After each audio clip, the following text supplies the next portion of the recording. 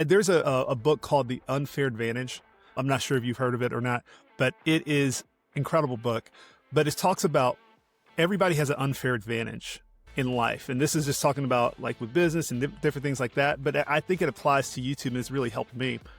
But basically, what are you uniquely capable and able to do that other people aren't able to do? Hello and welcome to this week's episode of the YouTube Creators Hub podcast, where if you're looking to start, grow, or monetize your YouTube channel or content creation, this is the podcast for you, where we interview wonderful creators each and every Friday. The first thing that we offer is one-on-one coaching with me personally, so you can hire me to be your personal content creation coach, whether that's podcasting, YouTube content creation, or even ideation. We offer a much cheaper YouTube channel audit, where I'll go in and review a 6 to 8 minute video screencast telling you things that you're doing well and things where I believe you should be spending some time. Also, we have a creator mastermind group. Almost 200 people strong right now. Best bang for your buck in the YouTube industry. $5 gets you in that group. You get access to our monthly mastermind calls, the Discord server and forum where you can communicate with creators all throughout the day. Also, I release exclusive podcast episodes on that feed every Friday as well. A couple other things. We have an email newsletter called the Entrepreneur's Minute. Just a behind the scenes look of what I got going on in my business, things I like, things I'm using. If you want to follow me, that's definitely the place to do it. If you know someone who'd be a great fit for this podcast, please let me know. Email me, dusty@dustyporter.com. And with all of that said, let's go ahead and jump into this week's conversation. Everyone, and welcome to the conversation portion of the show this week. I'm joined today by Travis Dykes, and I will link his YouTube channel down below. I'm going to tell you a little bit about Travis before we get started. Travis has been a full-time touring and studio musician for over 11 years in one of my favorite cities in America, Nashville, Tennessee. From the start of his music career, he's always felt a passion for teaching and has taught hundreds of bass and guitar students. This passion prompted the start of a YouTube channel to provide bass lessons and a behind-the-scenes look at the professional music industry. Over the past few years, Travis's YouTube channel has grown to well over 200,000 subscribers, and he continues to create videos weekly. Travis, how you doing today? I'm doing good. I'm really looking forward to chatting with you. You and I have a lot of things in common. We were just talking off air. You just had a baby girl back in August. First one. Congratulations, by the way. I have 2 baby girls currently and expecting another one plus 2 boys. And so we got that in common. And I also play instruments. I play the guitar, play the bass at church every Sunday. But with that said, I am so not, as far as your skill set, you're so much better than me. And watching your videos makes me feel a little less as a musician, but you are super talented. You've grown an amazing community over on your YouTube channel. And so tell the audience, give us the full story of how the channel came to be. Man, great question. You know, what's funny is that the uniqueness about my story is that I did not start a YouTube channel to become like this big thing. I didn't become like, I'm not saying that I'm some big thing, but for it to become so where I have a team of people that I employ in things now, this was never something that was the part of the plan. When I first started my channel, really the whole idea was that it was back when YouTube didn't have as much tutorial content for bass and good stuff like that on YouTube. And I remember I was learning the bass and I was having these epiphanies and I was like, oh my gosh, this person just taught me this. This person just taught me this. And I just learned this from this book, but nobody's talking about it on YouTube. And I was like, man, I wish somebody was talking about this and teaching this on YouTube. And so the way I started is I just uploaded a video. I'm like, okay, I learned this little bass lick, this little gospel thing. And so I uploaded a lesson here and there just of me playing or teaching like these little bass licks or little churchy gospel concepts, because there wasn't that much content on YouTube about it.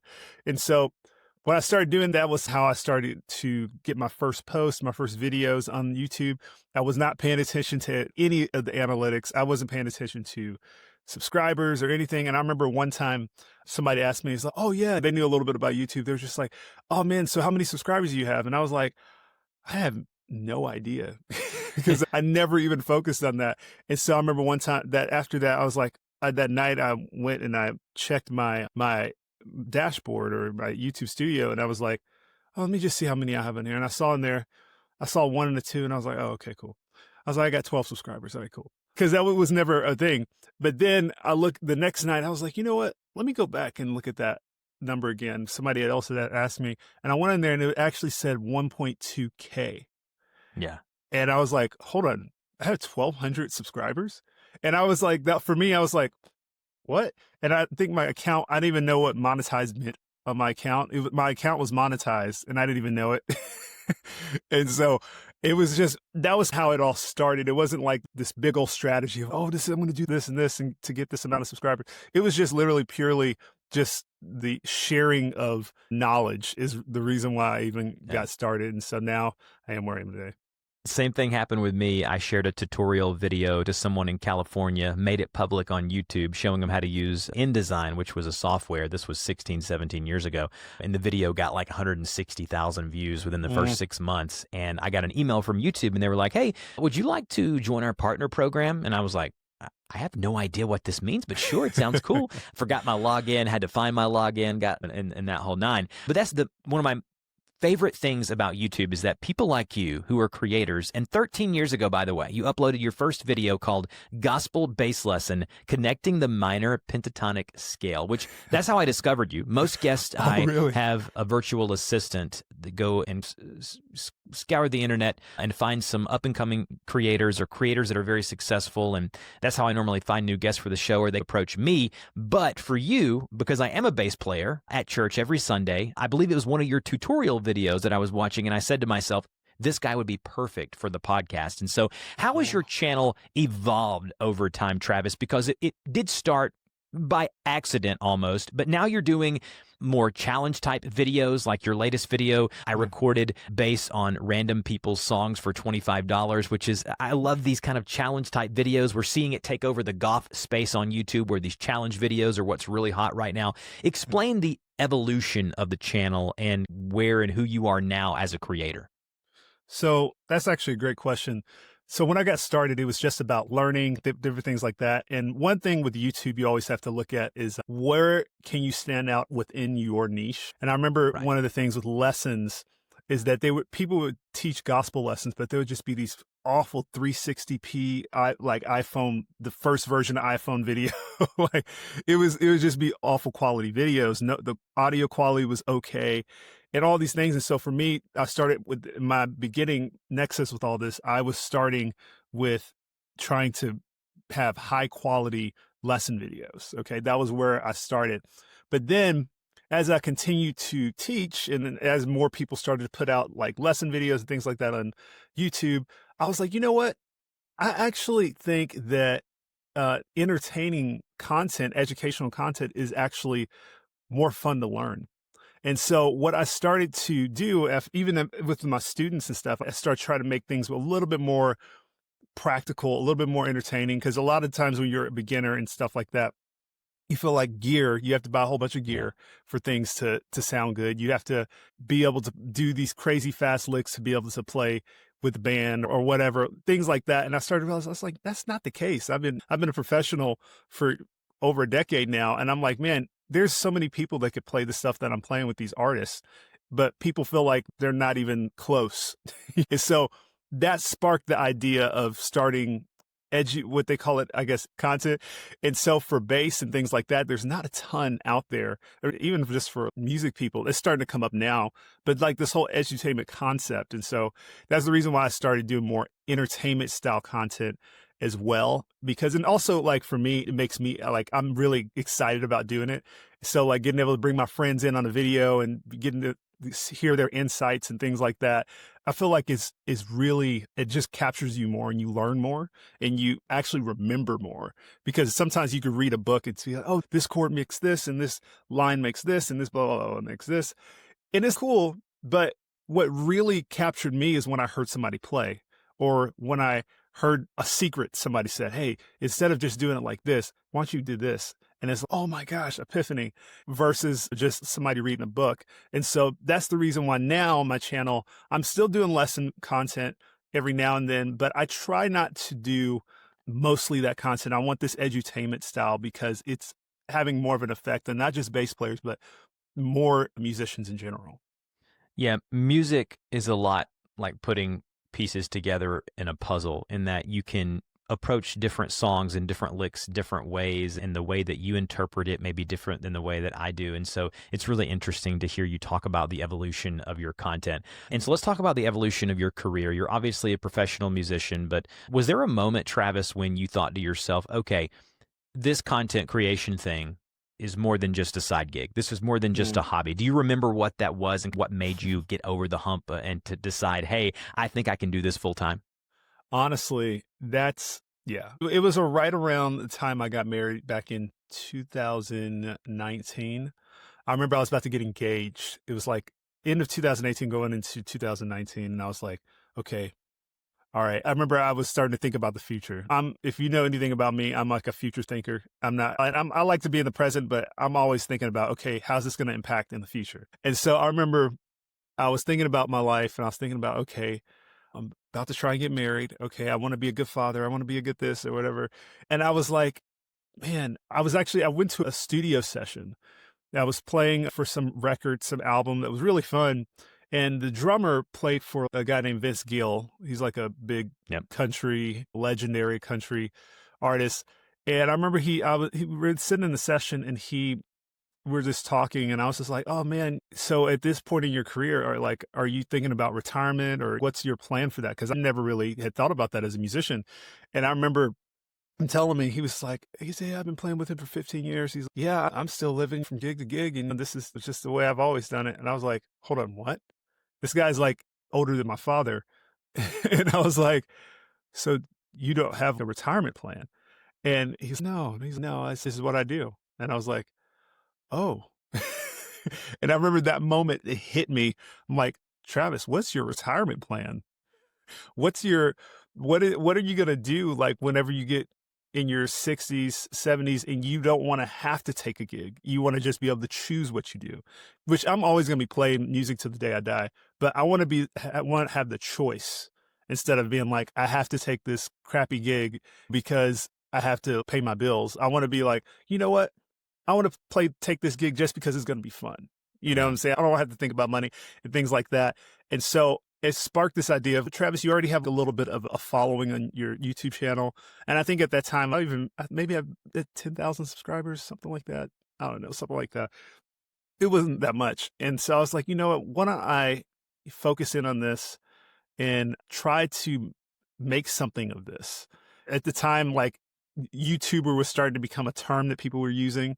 And I was like, oh, that sounds so weird, whatever. And it just makes you feel like you're a kid. Oh, you're playing on YouTube. But then it starts to become more and more serious, and people are like actually making careers from it. And so I was like, okay, all right. As I'm getting married, I'm like, you know what? I'm going to focus in on this. And then after during the year after we got married, there was a moment that happened. I had a music school when I first got serious about the channel. It was in 2020, crazy year for music. Oh my gosh. And I remember I had a moment, I had like all of my income came from just my lesson students. And I was just like, oh man, okay, I have no gigs. I have nothing else but my lessons. But for some reason, I'm a believer. For some reason, I felt like like God calling me and asking me to step out, so to speak. And I remember I asked my wife, I was like, hey, right now, for some reason, I feel like I need to let go of my music school and just go full in on this YouTube thing. And I remember it was the summer of 2020, and we were just like, no, like all of my income was just students, and I'm about to let it go. And that was like, and I remember I sat down with my wife, and what was crazy, and this is how I knew I married the right person. I told her this, and she was just like, all right, and that's what we're going to do. Yeah. And I was like, all right. And so I let go. I had about 36 or 37 students that I sent to other friends that teach and stuff, and I let them take them. And I just went full in on YouTube. And then doors started opening. That same year, I got asked to write a book for Hal Leonard about bass and things like that. And doors just started opening for me. I remember, I think I gained like 15,000 subscribers in 1 month. It was starting to pick up from there until now. Yeah, I say this often on the podcast, but I haven't said it recently. Your support system really dictates your success as a creator. If you don't have people around you who are going to lift you up or support you, and are the opposite of that would be people, if you would have said that to your wife and she would have been like, oh, I don't know, this doesn't seem like a real thing. Well, she supported you 100%, which gave you not only the confidence, but gave you the freedom to go and explore this opportunity. And I think that's the beauty of YouTube. And I want people to hear that in what Travis said. What has been the hardest part of this thing, Travis? Like when you're looking at the journey thus far, what has been the biggest roadblock or hardest part for you in being a creator? And how have you surpassed that and gotten over it? I will say time management is so tough, especially because I consider myself a musician first and then a YouTuber second. But now it's starting. What's weird in my life is that it's starting to, I'm still a musician, but it's my income is starting to be more pretty much YouTube is like where all my income is coming from now. And I think when it comes to time management, I still tour. Like I still play with artists. I have a live bass class I just brought back this year that I'm teaching on my Patreon and things like that. But my time is so much. I'm a producer. I produce music. I do YouTube. I'm a music director at my church. I tour and I MD with a few different artists.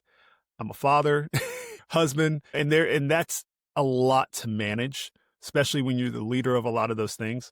And so for me, it's the allocation of like, where should I be putting my time on my channel? And so one thing that I actually have done to help me with this is hire people on early or before we had our child. I think about 2 years ago, I was like, you know what? I know what I want to do in the future with this. I know I'm not going to have time as we have kids and stuff. And so I hired a video editor and I hired a thumbnail designer. And that helped alleviate a lot because the biggest roadblock for me was editing videos. And at one point, I was like, oh man, I love editing videos. This is so much fun. But then when you want to level it up, it was like, oh man, I'm only getting out a video a month. And it's just, whoa, this is taking a lot more editing. And because now you're focusing on sound design, you're focusing on getting the right visuals and all these different things. And it's, man, I need to be focusing on creating the right content and focusing the right title and thumbnail idea and what series am I going to try to do. And I remember my mind just kept being pushed away into like from just to editing versus like idea creation, which is one of the most important things I've learned. If you have a great idea, then a lot of that other stuff is going to happen. It's going to, even if the editing is not bad or is not like the most professional thing you've ever had, it still would work because that idea is so good. And for me, a great idea comes from if you have a great title and a great thumbnail that's interesting, because it used to be you just put out, wasn't enough content in all these different niches. And you could just put out something like, hey, how to play bass in 30 days or whatever. And people would be like, oh yeah, and you could get a ton of views. But now it's like, how many videos are out there that's like how to play bass as a beginner? There's tons now. Yeah. And so now the way that I think about it is what's interesting, because there's so much content out there. And so what would somebody click on? And so, yeah, I would say that was probably the biggest hurdle. And I'm still working through that now because it's a concept that I learned in business. It's like, you don't want to work in your business. If you're the over your business, if you're the entrepreneur, you're the boss of what you're doing, you don't want to work in your business. You want to work on your business. On your business. Yeah. Yes. It's so like when you work on your business, you're looking at the future. You're not just working on the day to day. You're not just maintaining. You're looking at, okay, what's the future of the channel? What's the future videos that we're doing? And so one huge thing I started to notice is that what is the repeatable nature? Okay. The repeatable nature of content. And I've started to notice, looking at people in the millions of subscribers versus the people in the hundreds of thousands of subscribers, is that the people with the millions of subscribers have formats that are repeatable. They have series that they do multiple of with different titles. It's kind of the same thumbnail scheme that they could just repeat that people really want to see. And that's how they grew their channel so much. Like Binging with Babish is a great one. He's a cooking YouTuber. And the one series that threw him, like just blew him up, was the one where he was teaching how to cook dishes from popular TV shows, like in cartoons and things like that. He started doing that, and that series took him to like over 5 million subscribers. So because everybody loved that series.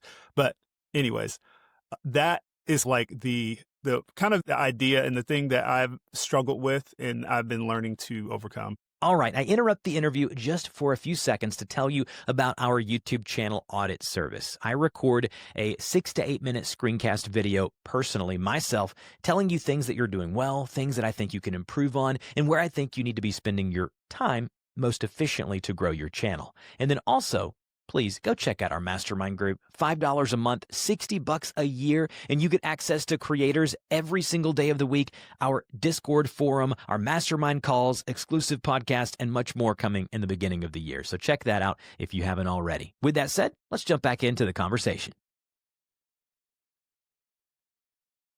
It's funny, you're preaching my message when I get on calls with clients. That's one of the top things I talk about is niching down, finding programming that works, finding series that are popular, that are repeatable, that we can continue to go back to the well. And if you look at someone like Mr. Beast or Ryan Trahan, that's exactly what they've done. They do, yes, they're different videos slightly, but they're all the same premise. They're all these challenge videos or giving away tons of money for a certain contest or this person type of person versus that type. Finding repeatable programming and buckets is extremely important. Now, you mentioned thumbnails and titles. So I want to start there. What works and what is working on YouTube right now in 2025 and beyond? What are your packaging golden rules per se? So I used to, and especially in my niche, there are a lot of people who I think they think about their thumbnails, but it's not the psychology of it is not very strong. But I think that's the secret nowadays. It's like, what's going to stand out versus other videos in your niche? Because the way that I think about thumbnails is, okay, how is this going to look versus, okay, if there's another base channel that they're going to recommend that's similar to mine or has lessons in mine, like what's going to be the things like, wow, that stands out. That thumbnail stands out. And this is something I've been tweaking this year a little bit more, but it's even just like looking at that comparison, because sometimes we can just do a thumbnail that looks pretty good, like the picture quality looks good or whatever, but we're not thinking about how it's going to be compared to others. It's actually a tool that I use. This is shameless plug, but Spotter Studio has been a great one for me because they have this packaging tool where you can throw your thumbnail in there and look at the videos that from channels that are in your niche, and you can see how that thumbnail looks compared to the other videos, like in a lineup. And it's just, oh, wow. That really is very helpful, because I used to just think it's about creating a good looking image, but it's really psychology. Is okay, once you create this image, what are going to be the things, if I was the viewer, that I'm going to look at and be like, ooh, I want to see what this is. I want to see what's going to happen. Is this, because it's like opening that loop. I'm sure your audience has heard that before, like opening the loop of, oh man, I want to see what's going to happen next. That is so important nowadays. And it's not even just about the extreme concepts, which I think extreme concepts are great, but it's really what's interesting, like what's different. Instead of saying a beginner lesson's like, hey, here's your very first beginner lesson, you may say something like, so you want to play bass in a band, start here. That would be a different way of packaging it, but you may be teaching the same lesson. But if I was like someone who was looking on YouTube for a lesson, I'm like, want to play bass and start a band, because most people don't learn to play bass just so they can play by themselves, because bass is, you need like other people's, like a drummer at least, to make it really fun for you. And so if you see how to play in a band, it's just, oh yeah, that's what I want to do. And so even though it may be that same lesson, the packaging is interesting. And so that's the way that I think about it. It's okay, how can I make this interesting? How can I make this title captivating to where you know what's going to happen, but also it's not clickbait? Because I think everything right now, everybody, I feel like audiences and viewers, their clickbait meter, it is way up there right now. They don't see it in the first 10 seconds, 20 seconds of what they clicked on. They're like, oh, I'm not watching this. Oh, this is just clickbait. Yeah. What I love that. That's such good advice. Talking about you giving that example there of tweaking that title slightly about here's just a simple generic bass lesson video, but bass lesson to for you playing a band. That's a really good way to think about it, is to evoke that curiosity and what makes you and your videos different. What do you think that most creators are doing poorly? Because the majority of Yeah. creators, we've seen the statistics, Travis. Very few creators ever reach the 10,000 subscriber mark. Very few even Yeah. reach the 5,000. And Yeah. why do you think that is? What do you think is the difference between the people that continue on and, yeah, maybe they don't get 5 million subscribers like that cooking creator you were talking about, but they're consistently creating. And like a coaching client I had yesterday, they do landscapes and they do pool landscapes, and they've grown their channel from 300 subscribers to close to 500,000 within a couple Oh, of wow. years. It's because they've really set themselves apart. What do you think Mm. the creators that make it on YouTube do differently than the much greater majority of people who don't succeed? One of the biggest things is just staying consistent. I know that sounds so simple, and I know some people are going to hate me for saying that, but it's real. There's so many times throughout my YouTube career that I've just, okay, all right, let's throw in the towel. Let's go do something else. Cause like, it's just, I'm like, man, I'm not seeing this crazy growth like everybody else is seeing. But you do have to realize what is it that you are doing that you love to do, and leaning into what makes you different. There's a book called The Unfair Advantage. I'm not sure if you've heard of it or not, but it is incredible book. But it talks about everybody has an unfair advantage in life. And this is just talking about like with business and different things like that. But I think it applies to YouTube and it's really helped me. But basically, what are you uniquely capable and able to do that other people aren't able to do?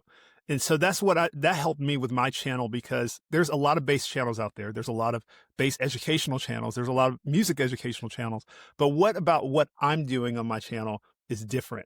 And what do I have access to in my current season that's different? And so for me being in Nashville, I have access to a ton of great musicians, a ton of great music stores, a ton of opportunities with me on tour. And so something I decided to focus on was what was different about me. And what was different about me, and the thing that I was connected to, or in my particular season, is that I'm on tour. Okay, let's make some videos about that. I'm already going to be on tour. Let's do some vlogs. Let's try to make that work. Okay. Another thing, I have a lot of friends here. So let's try and include some friends in on some content. Let's try to do a bass build. Let's go to a music store in Nashville. I'm in a city that has a lot of music stores and music industry. There's so many studios here. Let's do a video about studios. And I'm getting a little opportunities here and there. And for me, that's where my unique connection is. I'm originally from Birmingham, Alabama. If I was in Alabama, I wouldn't have the same idea with this, because I don't live in Nashville.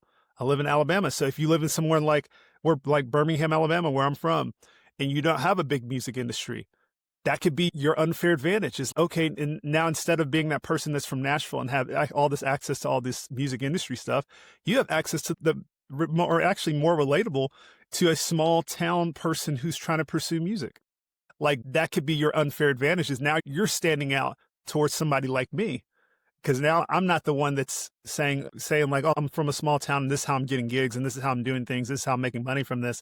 I'm talking about in a city that has music everywhere. And so finding your unfair advantage really shapes and helps you to find what's unique about yourself. And I will say, going from like 0 to 10,000, that's one thing, consistency, but going from 10,000 to 100,000 or 100,000 to a million, which I'm in that journey right now, it's about finding what's unique to where you are, staying consistent, and also loving the content that you're putting out and being someone who wants the content, because I think sometimes we forget that we get started on YouTube so we can enjoy the content that we're putting out. That, at least that's for me. That's what reason I started, is because I wanted the content as a viewer.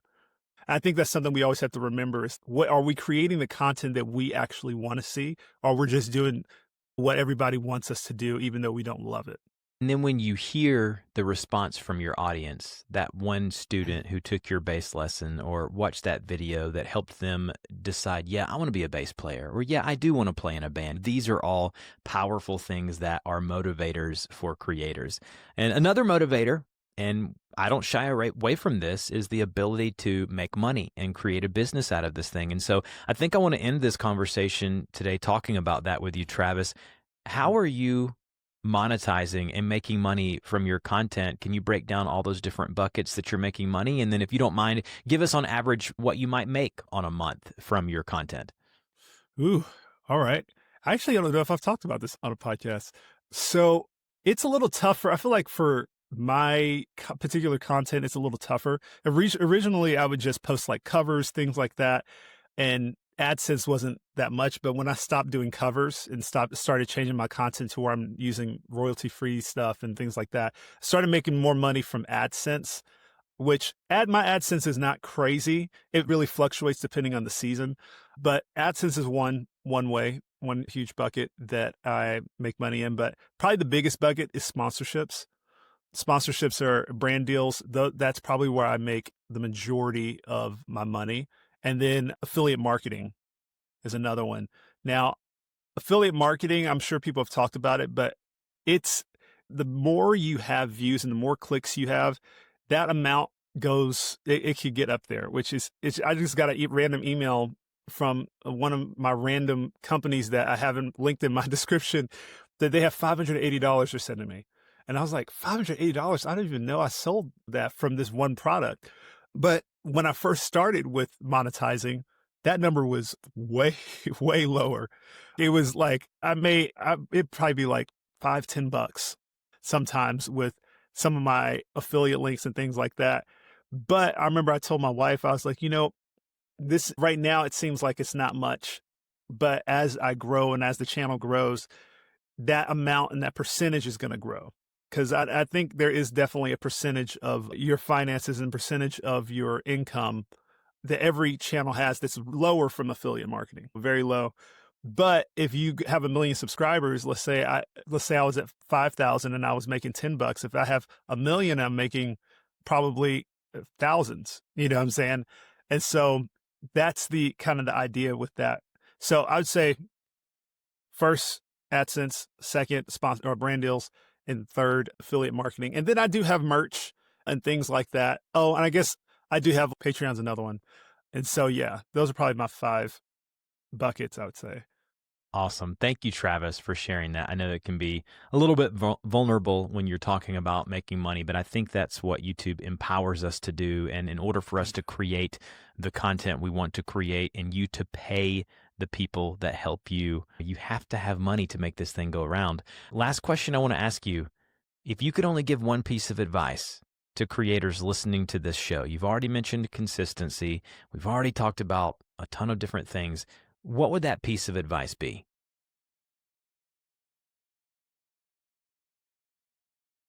Honestly, that unfair advantage idea is probably one of the biggest things that's helped me. And just knowing and thinking about, okay, what is it that I'm uniquely equipped to do that nobody else is?